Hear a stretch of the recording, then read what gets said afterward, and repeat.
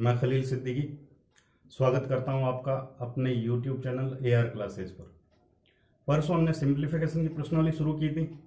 आज उस प्रश्नावली को हम आगे लेकर के चलते हैं। ध्यान दीजिए, देखिए सवाल दे रखा √4 plus √44 plus √10,000 equals to x।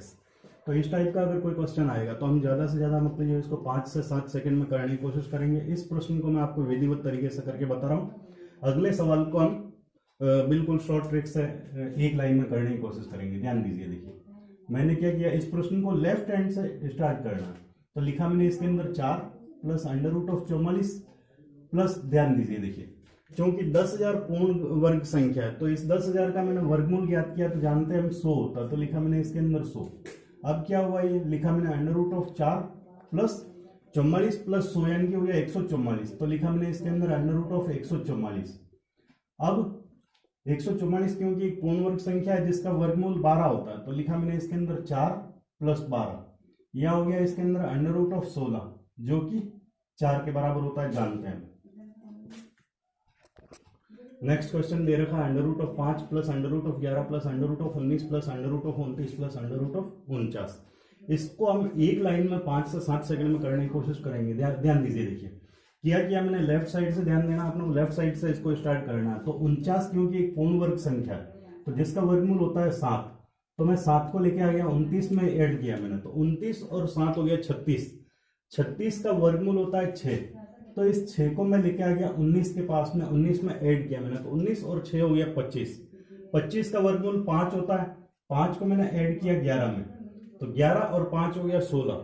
16 का वर्गमूल होता है 4, 4 को मैंने ऐड किया 5, 4 को ऐड किया मैंने इसके अंदर 5 में, तो ये हो गया 4 प्लस 5 यानी कि 9।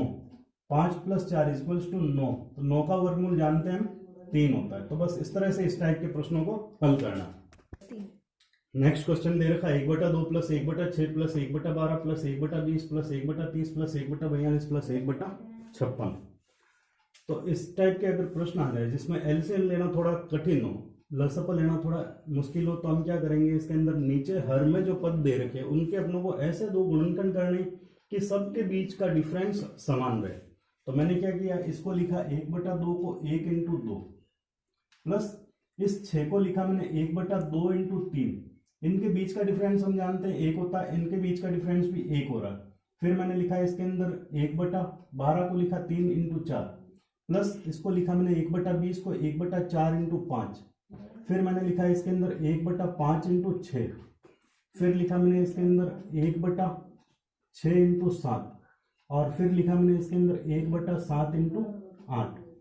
अब करना क्या है, ध्यान दीजिए, देखिए अब लिखना है अपनों को इसके अंदर पहले पद के अंदर जो पहला गुणनखंड दे रखा है, तो लिखा मैंने 1/1 माइनस अंतिम पद के अंदर लास्ट वाला गुणनखंड जो दे रखा है मैंने लिखा 1/8 बटा इनके बीच में जो डिफरेंस आ रहा है, इनके बीच में जो अंतराल आ रहा है, इनके 2 और 1 के बीच के अंदर अंतराल है 1 का, 2 और 3 के बीच के अंतराल है 1 का, 3 और 4 के बीच में अंतराल है 1 का, 4 और 5 के बीच में अंतराल है 1 का। तो जो इनके बीच का डिफरेंस होता है उसको लिखते हैं। तो मैंने लिख दिया ये 1/1 माइनस 1/8/1। इस डिफरेंस को लिखें या नहीं लिखें कोई फर्क नहीं पड़ेगा, तो मैंने लिखा है इसके अंदर 1 माइनस 1/8। अब जानते हैं हम कैसे करना है इसको, हमने हल 8 एकम 8, 8 में से 1 गया तो 7, तो 7 बटा इनका मल्टीप्लाई किया मैंने तो आ गया 8। तो इस प्रश्न का सही उत्तर हो जाएगा 7/8। नेक्स्ट क्वेश्चन दे रखा है 1/15 plus 1/35 plus 1/63 plus 1/99 plus 1/143 equals to x। तो अभी इससे जस्ट पहले वाले क्वेश्चन में हमने देखा है करना क्या है, नीचे हरों में जो पद दे रखे हैं इनके ऐसे दो फैक्टर करने, ऐसे दो गुणनखंड करने कि इनके बीच का डिफरेंस हमेशा समान रहे। तो मैंने क्या किया, इस 1/15 को मैंने लिखा 1/3 × 5 प्लस इस 1/35 को लिखा मैंने 1/5 × 7। फिर मैंने लिखा इस 63 को 1/7 × 9। इस 99 को लिखा मैंने इसके अंदर 1/9 × 11 प्लस इस 143 को लिखा मैंने 1/143 को लिखा मैंने 1/11 × 13। ध्यान दीजिए, देखिए अब मैंने बताया था आपको करना क्या है कि इस तरह से जब हमने जमा दिया इसको, तो पहले पद के अंदर मतलब पहला जो गुणनखंड दे रखा है तो लिखा मैंने 1/3 माइनस अंतिम पद के अंदर अंतिम फैक्टर की जो संख्या आई थी इसको लिखा मैंने 1/13 और बटा इनके बीच का डिफरेंस, इनके बीच का डिफरेंस आ रहा है 2 का, तो मैंने लिखा है इसके अंदर 2। अब करना क्या है, ध्यान दीजिए, देखिए मैंने लिखा है इसको 13 एकम 13, 3 एकम 3, 13 में से 3 को घटाया तो बचा 10 बटा 13 × 3 39, 13 × 3 39, तो लिखा मैंने इसके अंदर 39/2। अब क्या करते हैं, इस तरह से जब संख्या आती है अपने पास में तो लिखते हैं हम प्रथम पद इंटू अंतिम पद, यानी कि हो गया अपने पास में 10 × 1/39 × 2, या 2 से मैंने काट दिया इस 10 को तो आ गया 5, तो इसका सही उत्तर हो जाएगा 5/39। एक बार फिर से समझ लीजिए, प्रश्न दिया था अपने पास में 1/15 plus 1/35 plus 1/63 plus 1/99 plus 1/143 equals to x। किया क्या मैंने, हर में जो पद दे रखे उनके ऐसे दो फैक्टर किए मैंने कि सबके बीच का डिफरेंस इक्वल रहे, सबके बीच का डिफरेंस समान रहे। तो इस 15 को लिखा मैंने 3 × 5, इस 35 को लिखा 5 × 7, 63 को लिखा मैंने 7 × 9, 99 को लिखा मैंने 9 × 11 और 143 को लिखा मैंने 11 × 13। अब करना क्या है, सबसे पहला पद जो दे रखा है, पहले पद के अंदर जो पहला फैक्टर हुआ उसको लिखा मैंने 1/3 माइनस अंतिम पद के अंदर अंतिम फैक्टर में जो संख्या आई थी मैंने लिखा इसके अंदर 1/13, दोनों का अंतर बटा इन दोनों का डिफरेंस, इन दोनों के बीच में जो डिफरेंस आ रहा था, प्रत्येक पद के अंदर जो अंतराल आ रहा था उसको लिखा मैंने बटा 2, तो हो गया 1/3 माइनस 1/13 बटा इनका अंतराल यानी कि 2। इसको हल किया मैंने तो 13 × 13, 13 में से 3 गया तो बचा 10 बटा 13 × 3 39/2। अब इसको हल किया मैंने तो 10 × 1/39 × 2 कैलकुलेट किया मैंने तो आ रहा 5/39। नेक्स्ट क्वेश्चन दे रखा है 1/2 plus 1/6 plus 1/2 plus 1/12 plus 1/20 plus dot dot dot dot plus 1/32 equals to x।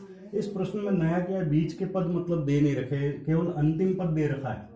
तो हमको करना क्या है, जस्ट इससे पहले जो क्वेश्चन में किया था वो का वो इसमें करना है। हरों के हमको इस तरह से गुणनखंड करना है, इस तरह से फैक्टर करने के इनके बीच का अंतराल सेम रहे।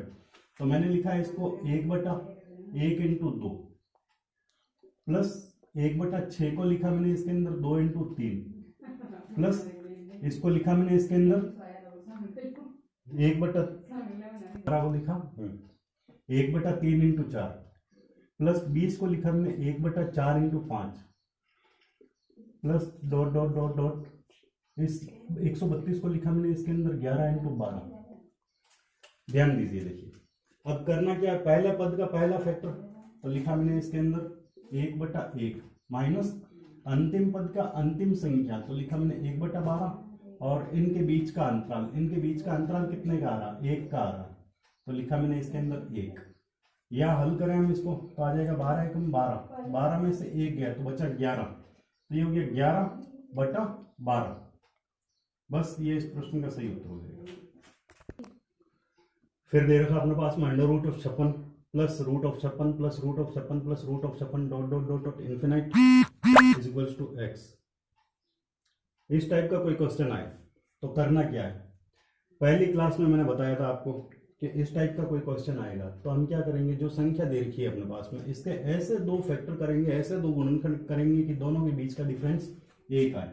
तो लिखा हुआ अपने पास में इसके अंदर 56, तो 56 को हम क्या कर सकते हैं, 56 के हम ऐसे दो गुणनखंड कर सकते हैं कि जिनके बीच का डिफरेंस 1 रहे। तो मैंने लिखा है इसके अंदर 8 × 7, 8 और 7 56 होता है, तो और इनके बीच का डिफरेंस 8 - 7 बराबर 1 होता है। तो वे संख्याएं होगी 8 और 7। इसके बाद में मैंने बताया था आपको यदि प्लस का साइन दे रखा है तो बड़ी संख्या इसका उत्तर हो जाएगा। तो इस प्रश्न का सही उत्तर हो जाएगा 8।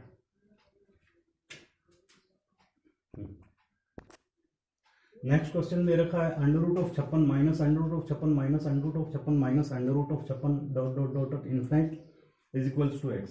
तो इस टाइप का कोई सवाल आएगा तो बिल्कुल इजी है, मैंने बताया था आपको इसके ऐसे दो फैक्टर करने के दोनों के बीच का डिफरेंस 1 रहे। तो लिखा मैंने इसके अंदर 8 × 7, 8 और 7 56 और 8 - 7 डिफरेंस आ गया 1। तो करना क्या है, यदि प्लस की संख्याएं दे रखी है, जैसा इस क्वेश्चन में देखा हमने प्लस की संख्या होती है तो बड़ी वाली संख्या को काम में लेना, और माइनस में अगर सवाल दे रखा है तो छोटी वाली संख्या को काम में लेना। तो इस प्रश्न का सही उत्तर हो जाएगा 7।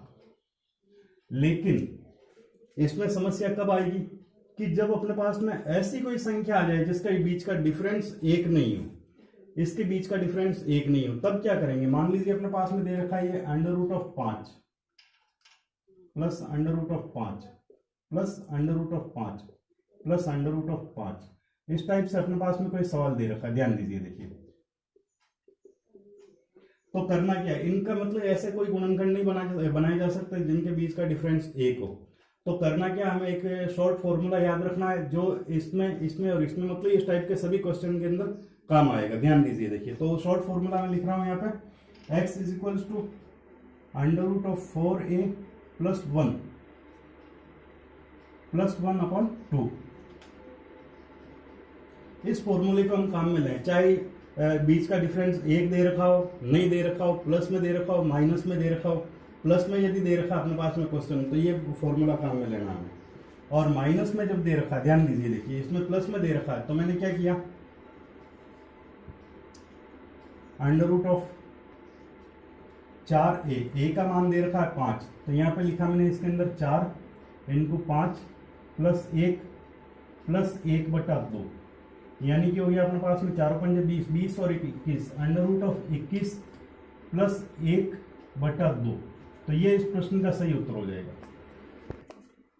नेक्स्ट क्वेश्चन दे रखा है under root of 12 minus under root of 12 minus under root of 12 minus under root of 12 dot dot dot dot infinite is equals to x। तो इसका भी हमने हल देखा था कि मैंने क्या बताया था कि जो संख्या दे रखी है अपने पास में, इसके ऐसे दो फैक्टर करने के दोनों के बीच का डिफरेंस एक रहे। तो 12 को लिख सकते हैं हम कि 12 यानी कि 3 इंटू 4। अब हमें देखना ये प्लस में दे रखा है क्वेश्चन या माइनस में दे रखा है। यदि प्लस में दे रखा है तब तो बड़ी संख्या को काम में लेना, यदि माइनस में दे रखा है तो छोटी संख्या को काम में लेना। तो इसका उत्तर वैसे हो जाएगा 3, ये जानते हैं। लेकिन समस्या कब आएगी, जब हमारे पास में इस तरह का कोई फैक्टर नहीं बनेगा जिसके बीच का डिफरेंस एक हो। तो करना क्या है, प्लस वाला मैंने अभी बता दिया आपको क्या करना। प्लस में अगर दे रखा अपने पास में, प्लस साइन के लिए मतलब अपने पास में सूत्र दे रखा है कि 4a plus 1 under root of 4a plus 1 upon 2। यदि माइनस में दे रखा है अपने पास में कोई क्वेश्चन तो करना क्या है आप लोगों को, under root of 4a plus 1 minus 1 upon 2, ये इस प्रश्न का सही हल हो जाएगा। तो इसमें अपने पास में माइनस में दे रखा है तो माइनस के लिए क्या करें, a का मान दे रखा है 12, तो लिखा मैंने इसके अंदर x is equals to under root of 4a यानी कि हो गया 4 इंटू 12 प्लस 1 माइनस 1 बटा 2।